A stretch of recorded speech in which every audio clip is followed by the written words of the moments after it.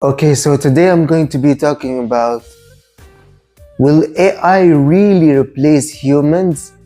Well, in my opinion, the answer is no.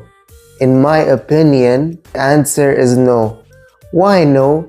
Because no robot, no matter how powerful, no matter how amazing a human programmed it can never replace human creative thinking, human problem solving, and human creativity. But on the other hand, AI could be used and should be used to enhance our work in every single field that we are in. So, if you are, for example, a creative, a marketer, a salesperson, for example, let's say you're a salesperson, you say, generate me a script that works every single time, and then you say that script, and then it worked, and then you're like, yes, it's because of the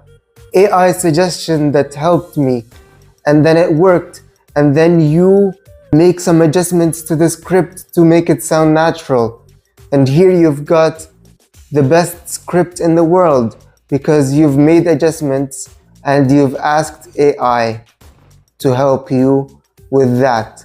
That's an example. So will AI replace humans? Absolutely no way.